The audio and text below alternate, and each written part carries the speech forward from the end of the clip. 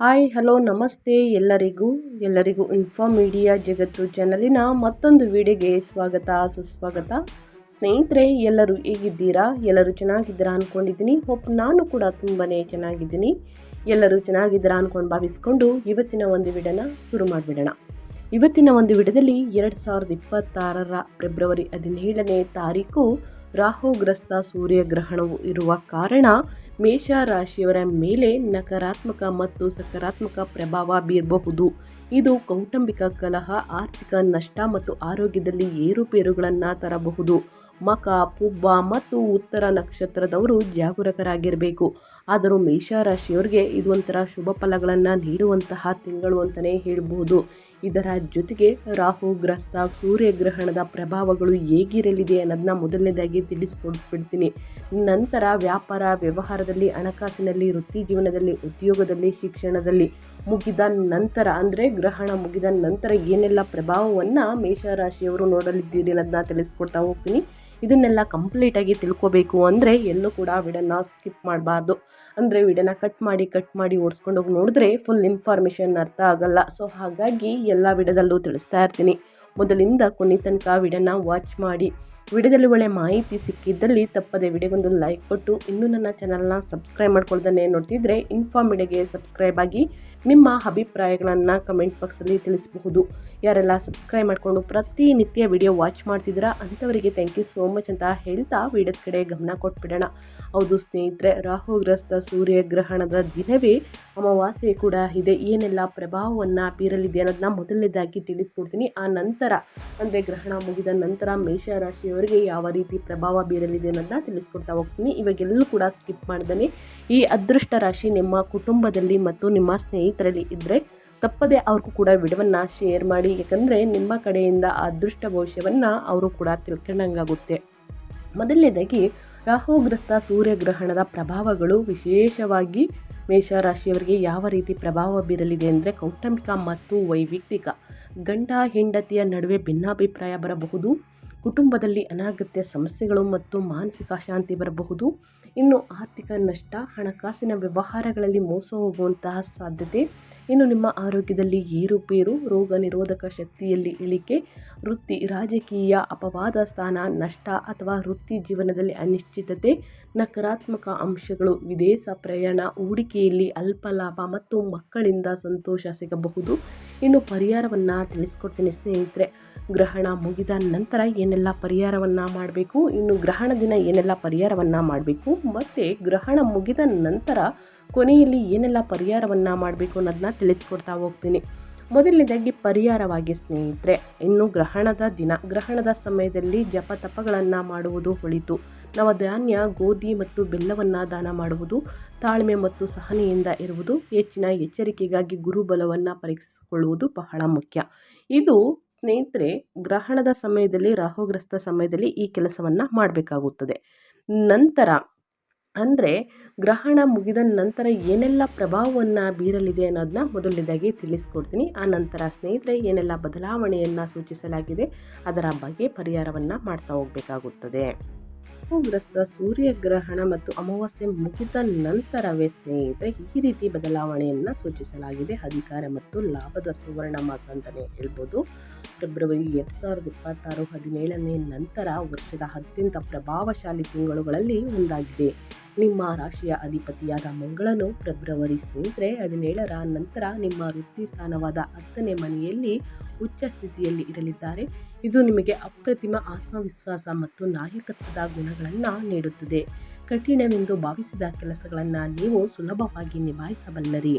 ತಿಂಗಳ ದ್ವಿತೀಯಾರ್ಧ ನಂತರ ನಿಮ್ಮ ಲಾಭ ಸ್ಥಾನವಾದ 11ನೇ ಮನೆಯಲ್ಲಿ ಕುಂಭರಾಶಿಯಲ್ಲಿ ಬೃಹತ್ ಗ್ರಹಗಳ ಸಂಗಮವಾಗಲಿದೆ. ಇದು ಕೇವಲ ಶ್ರಮಕ್ಕೆ ಮಾತ್ರವಲ್ಲದೆ ನಿಮ್ಮ ಅದೃಷ್ಟಕ್ಕೂ ಹಾದಿ ಮಾಡಿಕೊಡುತ್ತದೆ. 12ನೇ ಮನೆಯಲ್ಲಿರುವ ಶನಿಯು ಅಧಿಕ ಖರ್ಚು ಮತ್ತು ಪ್ರಯಾಣದ ಸೂಚನೆ ನೀಡಿದರೂ ಬರುವ ಆದಾಯವು ನಿಮ್ಮ ಆರ್ಥಿಕ ಸ್ಥಿತಿಯನ್ನು ಸದೃಢವಾಗಿಡಲಿದೆ ಅಂತಲೇ ಹೇಳಬಹುದು. ಗ್ರಹಣ ಮುಗಿದ ನಂತರ ಈ ರೀತಿ ಬದಲಾವಣೆಯನ್ನು ಸೂಚಿಸಲಾಗಿದೆ. ವೃತ್ತಿ, ಅಧಿಕಾರ ಮತ್ತು ಭಾರಿ ಲಾಭ ಅಂತಲೇ ಹೇಳಬಹುದು. ಮಂಗಳನ ಸಂಚಾರದಿಂದ 10ನೇ ಮನೆಯಲ್ಲಿ ಸಂಚಾರವನ್ನು ಮಾಡಲಿದ್ದಾರೆ. ಇನ್ನು ಸೂರ್ಯ 10ನೇ ಮನೆಯ ನಂತರ 11ನೇ ಮನೆಗೆ ಸ್ಥಳಾಂತರಗೊಂಡು ಸರ್ಕಾರಿ ಸೌಲಭ್ಯಗಳು ಮತ್ತು ಸಾಮಾಜಿಕ ಗೌರವ ಹೆಚ್ಚಾಗಲಿದೆ. ಇನ್ನು ಶನಿ 12ನೇ ಮನೆಯಲ್ಲಿ ಮೀನದಲ್ಲಿ ಸ್ನೇಹಿತರೆ ವಿದೇಶ ಪ್ರಯಾಣ ಮತ್ತು ನಿದ್ರಾಹೀನತೆ. ಇನ್ನು ರಾಹು 11ನೇ ಮನೆಯಲ್ಲಿ ಕುಂಭದಲ್ಲಿ ಹಠಾತ್ ಹಣಕಾಸು ಲಾಭ ಮತ್ತು ಮಹತ್ವಾಕಾಂಕ್ಷೆ. ಇನ್ನು ಬುಧ 11ನೇ ಮನೆಯಲ್ಲಿ ಕುಂಭದಲ್ಲಿ ವ್ಯಾಪಾರದಲ್ಲಿ ಜಾಣ್ಮೆ, ವ್ಯಾಪಾರದಲ್ಲಿ ಲಾಭ ಮತ್ತು ಜನಸಂಪರ್ಕ ಹೆಚ್ಚಾಗಲಿದೆ ಅಂತಲೇ ಹೇಳಬಹುದು. ಇದು ಸ್ನೇಹಿತರೆ ಹುಣ್ಣಿಮೆ ಮುಗಿದ ನಂತರವೇ ಫಲಿತಾಂಶಗಳು ಹೀಗಿರಲಿದೆ. ಹುಣ್ಣಿಮೆ ಸಮಯದಲ್ಲಿ ಯಾವ ಬಗೆಯ ಎಚ್ಚರಿಕೆ ವಹಿಸಬೇಕು ಅನ್ನೋದನ್ನ ತಿಳಿಸ್ಕೊಟ್ಟಿದ್ದೀನಿ. ಈ ನಂತರ ಸ್ನೇಹಿತರೆ ನಿಮ್ಮ ವೃತ್ತಿ ಜೀವನಕ್ಕೆ ಏನೆಲ್ಲ ಬದಲಾವಣೆಯನ್ನು ಸೂಚಿಸಲಾಗಿದೆ ಗ್ರಹಗಳು ಅನ್ನೋದನ್ನ ತಿಳಿಸ್ಕೊಡ್ತಾ ಹೋಗ್ತೀನಿ. ವ್ಯವಹಾರದಲ್ಲಿ ಏನೆಲ್ಲ ಬದಲಾವಣೆಗಳನ್ನು ನೋಡಲಿದ್ದೀರಿ ಅನ್ನೋದನ್ನು ನೋಡ್ತಾ ಹೋಗೋಣ. ನಿಮ್ಮ ವೃತ್ತಿ ಜೀವನಕ್ಕೆ 17ನೇ ತಾರೀಕು ನಂತರ ಇದು ಖಂಡಿತವಾಗಿಯೂ ಸುವರ್ಣ ಕಾಲ. ಫೆಬ್ರವರಿ ತಿಂಗಳು ಅತ್ಯುತ್ತಮ ಅದೃಷ್ಟವನ್ನು ನೀಡುವಂತಹ ಮೇಷರಾಶಿಯವರಿಗೆ ತಿಂಗಳು ಅಂತಲೇ ಹೇಳ್ಬೋದು. ಮಂಗಳನು ಮಕರ ರಾಶಿಯಲ್ಲಿ ಉಚ್ಚನಾಗಿರುವುದರಿಂದ ನಿಮ್ಮ ವೃತ್ತಿ ಜೀವನದಲ್ಲಿ ಅಸಾಧಾರಣ ಯಶಸ್ಸು ದೊರೆಯಲಿದೆ. ನೀವು ಕೆಲಸದ ಸ್ಥಳದಲ್ಲಿ ಪ್ರತಿಸ್ಪರ್ಧಿಗಳನ್ನು ಸೋಲಿಸುವಿರಿ ಮತ್ತು ಮೇಲಧಿಕಾರಿಗಳ ಮೆಚ್ಚುಗೆಗೆ ಪಾತ್ರರಾಗುವಿರಿ. ಬಡ್ತಿ ಅಥವಾ ದೊಡ್ಡ ಜವಾಬ್ದಾರಿಗಾಗಿ ಕಾಯುತ್ತಿದ್ದರೆ ಈ ತಿಂಗಳು ಶುಭವಾರ್ತೆ ಕೇಳಲಿದ್ದೀರಿ ಸ್ನೇಹಿತರೆ. ತಿಂಗಳ ದ್ವಿತೀಯಾರ್ಧ ನಂತರ ಕುಂಭರಾಶಿಯ ಪ್ರಭಾವ ಹೆಚ್ಚಾಗಿರುವುದರಿಂದ ಉದ್ಯಮಿಗಳಿಗೆ ಹೊಸ ಗ್ರಾಹಕರ ಸಂಪರ್ಕ ದೊರೆಯಲಿದೆ. ಆದರೆ ಫೆಬ್ರವರಿ 18ರ ನಂತರ ಮಂಗಳನು ರಾಹುವಿನೊಂದಿಗೆ ಸೇರುವುದರಿಂದ ಸಾಕಷ್ಟು ಯೋಗಗಳು ಉಂಟಾಗುತ್ತದೆ. ಈ ಸಮಯದಲ್ಲಿ ಸಹೋದ್ಯೋಗಿಗಳೊಂದಿಗೆ ವಾದ ವಿವಾದಕ್ಕೆ ಇಳಿಯಬೇಡಿ ಮತ್ತು ಅವಸರದ ನಿರ್ಧಾರಗಳನ್ನು ಯಾವುದೇ ಕಾರಣಕ್ಕೂ ತೆಗೆದುಕೊಳ್ಳಕ್ಕೆ ಹೋಗಬೇಡಿ ಸ್ನೇಹಿತರೆ. ವ್ಯಾಪಾರ ವ್ಯವಹಾರದಲ್ಲಿ ಲಾಭ ಇದೆ, ಆದರೆ ಯಾರನ್ನು ಕೂಡ ಕುರುಡರಾಗಿ ಈ ಸಮಯದಲ್ಲಿ ನಂಬುವುದಕ್ಕೆ ಹೋಗಬೇಡಿ. ಅವರಿಂದನೇ ನಷ್ಟ ನೋಡುವಂತಹ ಚಾನ್ಸಸ್ ಇರುತ್ತದೆ. ಸೊ ಹಾಗಾಗಿ ಬಹಳಷ್ಟು ಎಚ್ಚರಿಕೆಯಿಂದ ನಿರ್ಧಾರಗಳನ್ನು ತೆಗೆದುಕೊಳ್ಳಿ. ಉತ್ತಮ ರಿಸಲ್ಟನ್ನು ನೋಡಲಿದ್ದೀರಿ ಅಂತಲೇ ಹೇಳಬಹುದು. ಯಾವುದೇ ಕಾರಣಕ್ಕೂ ಅವಸರದ ನಿರ್ಧಾರಗಳನ್ನು ತೆಗೆದುಕೊಳ್ಬೇಡಿ ಅಂತ ಹೇಳ್ತಾ, ಇನ್ನು ಹಣಕಾಸಿನ ಸ್ಥಿತಿ ಹೇಗಿರಲಿದೆ, ಅಮಾವಾಸ್ಯೆ ಮುಗಿದ ನಂತರ ಸೂರ್ಯಗ್ರಹಣ ಮುಗಿದ ನಂತರ ಹೇಗಿರಲಿದೆ ಅಂದರೆ 12ನೇ ಮನೆಯಲ್ಲಿರುವಂತಹ ಶನಿಯು ಬಗ್ಗೆ ಎಚ್ಚರವಿರಲಿ ಸ್ನೇಹಿತರೆ. ಆದಾಯ ಹೆಚ್ಚಾದಂತೆ ನಿಮ್ಮ ಆರೋಗ್ಯ, ಧಾರ್ಮಿಕ ಕಾರ್ಯಗಳು ಮತ್ತು ಐಷಾರಾಮಿ ವಸ್ತುಗಳಿಗಾಗಿ ಅಷ್ಟೇ ಪ್ರಮಾಣದ ಖರ್ಚುಗಳು ಕೂಡ ಎದುರಾಗುತ್ತವೆ. ಹೂಡಿಕೆ ಮಾಡುವಾಗ ವಿವೇಚನೆಯಿಂದ ವರ್ತಿಸಿ. ವಿಶೇಷವಾಗಿ ತಿಂಗಳ ಕೊನೆಯ ವಾರದಲ್ಲಿ ದುಡುಕಿನ ನಿರ್ಧಾರಗಳಿಂದ ಹಣ ನಷ್ಟವಾಗದಂತೆ ನೋಡಿಕೊಳ್ಳಿ ಸ್ನೇಹಿತರೆ, ಒಳಿತಾಗಲಿದೆ. ಇನ್ನು ಆರ್ಥಿಕವಾಗಿ ಇದು ಅತ್ಯುತ್ತಮ ತಿಂಗಳು. 11ನೇ ಮನೆಯಲ್ಲಿ ನಿರ್ಮಾಣವಾಗುತ್ತಿರುವ ಧನಯೋಗದಿಂದಾಗಿ ಕೂಡ ಆದಾಯದ ಹೊಸ ಮೂಲಗಳು ತೆರೆಯಲಿವೆ. ಹಳೆಯ ಹೂಡಿಕೆಗಳಿಂದ ಹಠಾತ್ ಲಾಭವಾಗುವಂತಹ ಸಾಧ್ಯತೆ ಇದೆ. ಸೂರ್ಯ ಸಂಚಾರದಿಂದ ಸಿಕ್ಕಿಬಿದ್ದಿದ್ದ ಹಣವು ನಿಮ್ಮ ಕೈ ಸೇರಬಹುದು. ಸೂರ್ಯದೇವರ ಅನುಗ್ರಹ ಇರುವುದರಿಂದ ಷೇರು ಮಾರುಕಟ್ಟೆ ಅಥವಾ ವ್ಯಾಪಾರದಲ್ಲಿ ಲಾಭವನ್ನು ನಿರೀಕ್ಷಿಸಬಹುದು ಮೇಷರಾಶಿಯವರು. ಸೊ ಹಾಗಾಗಿ ಅಮಾವಾಸ್ಯೆ ಮುಗಿದ ನಂತರ ಸ್ನೇಹಿತರೆ ನಿಮ್ಮ ಜೀವನ ಸ್ಥಿತಿ ಉತ್ತಮವಾಗಿರಲಿದೆ ಸ್ವಲ್ಪ ಮಟ್ಟಿಗೆ. ಸೊ ಯಾವ ವಿಚಾರದ ಬಗ್ಗೆ ಎಚ್ಚರಿಕೆ ವಹಿಸಬೇಕು, ಏನೆಲ್ಲ ಅದೃಷ್ಟದ ಫಲಗಳನ್ನು ಗಳಿಸಲಿದ್ದೀರಿ ಅನ್ನೋದನ್ನ ತಿಳಿಸ್ಕೊಟ್ಟಿರ್ತೀನಿ. ಆ ವಿಚಾರದ ಬಗ್ಗೆ ಎಚ್ಚರಿಕೆ ವಹಿಸಿ ಒಳಿತು. ಇನ್ನು ಅದೇ ರೀತಿ ನಿಮ್ಮ ಹೆಲ್ತ್ ಬಗ್ಗೆ ಹೇಳೋದಾದರೆ ಏನೆಲ್ಲ ಬದಲಾವಣೆಯನ್ನು ನೋಡಲಿದ್ದೀರಿ, ಯಾವುದರ ಬಗ್ಗೆ ಮುನ್ನೆಚ್ಚರಿಕೆಗಳನ್ನು ತೆಗೆದುಕೊಳ್ಬೇಕು ಮೇಷರಾಶಿಯವರು ಅಂದರೆ ಸ್ನೇಹಿತರೆ, ಫೆಬ್ರವರಿ 18ರ ನಂತರನೂ ಕೂಡ ನಿಮ್ಮ ಆರೋಗ್ಯದ ಬಗ್ಗೆ ಹೆಚ್ಚಿನ ಕಾಳಜಿ ಅಗತ್ಯ. ಮಂಗಳ ರಾಹು ಸಂಯೋಗವು ಅಪಘಾತಗಳ ಸೂಚನೆ ನೀಡುವುದರಿಂದ ವಾಹನ ಚಾಲನೆ ಮಾಡುವಾಗ ಅಥವಾ ಬೆಂಕಿ ಅಥವಾ ವಿದ್ಯುತ್ ಉಪಕರಣಗಳನ್ನು ಬಳಸುವಾಗ ಜಾಗರೂಕರಾಗಿರಿ. ಮನೆಯಲ್ಲಿ ಚೂಪಾದ ವಸ್ತುಗಳನ್ನು ಇಟ್ಕೊಂಡು ಕೆಲಸವನ್ನು ಮಾಡಬೇಕಾದ್ರೆ ಬಹಳಷ್ಟು ಜಾಗರೂಕರಾಗಿರುವುದು ಉತ್ತಮ. ಪ್ರತಿದಿನ ಪ್ರಾಣಾಯಾಮವನ್ನು ಮಾಡಿ ಅಥವಾ ಯೋಗಾಸನವು ಕೂಡ ಮನಸ್ಸನ್ನು ಶಾಂತವಾಗಿಡಲು ಸಹಾಯವನ್ನು ಮಾಡುತ್ತದೆ ಸ್ನೇಹಿತರೆ. ಇನ್ನು ಸೂರ್ಯಗ್ರಹಣದ ದಿನ ನಿಮ್ಮ ರಾಶಿಯ ಅಧಿಪತಿ ಮಂಗಳನು ಬಲಶಾಲಿಯಾಗಿರುವುದರಿಂದ ದೈಹಿಕವಾಗಿ ನೀವು ಚಟುವಟಿಕೆಯಿಂದ ಇರಲಿದ್ದೀರಿ. ಆದರೂ ಶನಿಯ ಪ್ರಭಾವದಿಂದ ಪಾದಗಳು ಮತ್ತು ಕಾಲುಗಳಿಗೆ ಸಂಬಂಧಿಸಿದ ಸಮಸ್ಯೆಗಳು ನಿಮ್ಮನ್ನು ಕಾಡಬಹುದು ಅಥವಾ ಕಾಣಿಸಿಕೊಳ್ಳಬಹುದು. ಕುಂಭರಾಶಿಯಲ್ಲಿನ ಅತಿಯಾದ ಗ್ರಹಗಳ ಸಂಚಾರದಿಂದಾಗಿ ಮಾನಸಿಕ ಒತ್ತಡ ಅಥವಾ ನಿದ್ರೆಯಲ್ಲಿ ವ್ಯತ್ಯಯವಾಗಬಹುದು ಸ್ನೇಹಿತರೆ. ಸೊ ಹಾಗಾಗಿ ಏನೆಲ್ಲ ಬದಲಾವಣೆಯನ್ನು ಗ್ರಹಗಳು ಸೂಚಿಸುತ್ತಿದೆ ಆ ವಿಚಾರದ ಬಗ್ಗೆ ಯಾವ ದಿನಾಂಕದಂದು ಎಚ್ಚರಿಕೆ ವಹಿಸಬೇಕು ಅಂತ ಹೇಳಿದ್ದೀನಿ. ಆ ವಿಚಾರದ ಬಗ್ಗೆ ಎಚ್ಚರಿಕೆ ವಹಿಸಿ ಮೇಷರಾಶಿಯವರು ಅಂತ ಹೇಳ್ತಾ, ಇನ್ನು ಮುಂದಿನದಾಗಿ ಕುಟುಂಬ ಮತ್ತು ಸಂಬಂಧಗಳ ಬಗ್ಗೆ ಹೇಳೋದಾದರೆ ಕೌಟುಂಬಿಕ ಜೀವನದಲ್ಲಿ ಏನೆಲ್ಲ ಮಿಶ್ರ ಫಲಿತಾಂಶಗಳನ್ನು ನೋಡಲಿದ್ದೀರಿ, ಏನೆಲ್ಲ ಅದೃಷ್ಟವನ್ನು ನೋಡಲಿದ್ದೀರಿ ಅಂದರೆ ಅಮಾವಾಸ್ಯೆ ನಂತರ ಸೂರ್ಯಗ್ರಹಣ ಮುಗಿದ ನಂತರ ಸ್ನೇಹಿತರೆ ತಕ್ಷಣವೇ ಕುಟುಂಬ ಜೀವನದಲ್ಲಿ ಮಿಶ್ರ ಫಲಿತಾಂಶಗಳು ಕಂಡುಬರಲಿದೆ. ಹಿರಿಯ ಒಡ ಹುಟ್ಟಿದವರೊಂದಿಗೆ ಸಂಬಂಧ ಸುಧಾರಿಸಲಿದೆ. ಸಾಮಾಜಿಕ ಸಮಾರಂಭಗಳಲ್ಲಿ ಪಾಲ್ಗೊಳ್ಳುವಿರಿ. ಅದೇ ರೀತಿ ಸ್ನೇಹಿತರೆ, ನಿಮ್ಮ ಜನಪ್ರಿಯತೆ ಹೆಚ್ಚಾಗಲಿದೆ. ಫೆಬ್ರವರಿ 17ರ ನಂತರ ಶುಕ್ರನ ಸಂಚಾರದಿಂದಾಗಿ ಅವಿವಾಹಿತರಿಗೆ ಪ್ರೇಮ ಸಂಬಂಧಗಳಲ್ಲಿ ಯಶಸ್ಸು ದೊರೆಯುವಂತಹ ಸಾಧ್ಯತೆ ಇದೆ. ಆದರೆ 5ನೇ ಮನೆಯಲ್ಲಿ ಕೇತುವಿನ ಉಪಸ್ಥಿತಿಯು ಮಕ್ಕಳ ಬಗ್ಗೆ ಚಿಂತೆ ಅಥವಾ ಪ್ರೇಮ ಸಂಬಂಧಗಳಲ್ಲಿ ಸಣ್ಣ ಪುಟ್ಟ ಭಿನ್ನಾಭಿಪ್ರಾಯಗಳನ್ನು ತರಬಹುದು. ನಿಮ್ಮ ವೃತ್ತಿ ಜೀವನದ ಒತ್ತಡವನ್ನು ಮನೆಗೆ ತರಬೇಡಿ.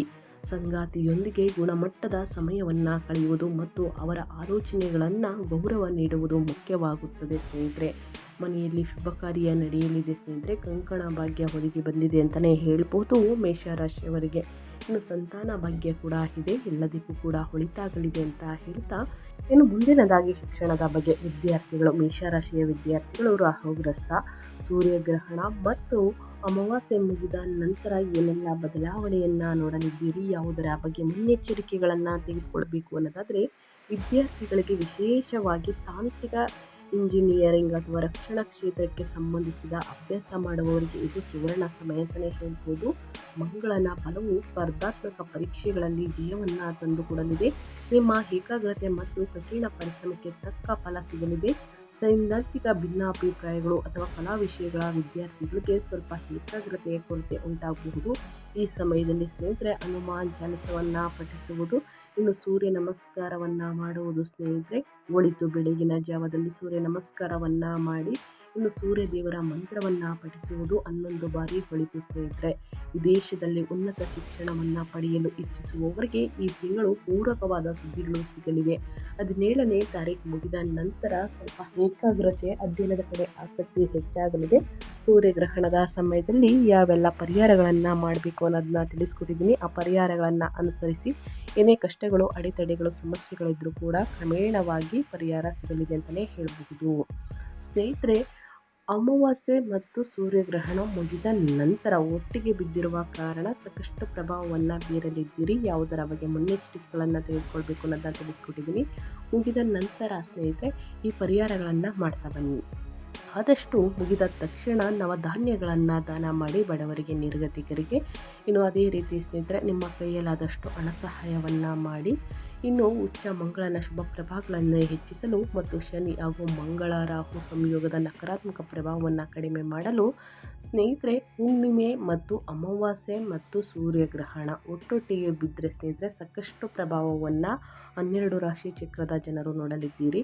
ತಕ್ಷಣ ಮುಗಿದ ನಂತರ ಸ್ವಲ್ಪ ಅರಿಶಿಣ ಮತ್ತು ಉಪ್ಪನ್ನು ಹಾಕಿ ಸ್ನಾನ ಮಾಡಿ ಸ್ನೇಹಿತರೆ, ಬಡವರಿಗೆ, ನಿರ್ಗತಿಕರಿಗೆ ನಿಮ್ಮ ಕೈಯಲ್ಲಾದಷ್ಟು ಸಹಾಯವನ್ನು ಮಾಡಿ. ನಂತರ ಶನಿ ಪರಿಹಾರವನ್ನು ಮಾಡಿ.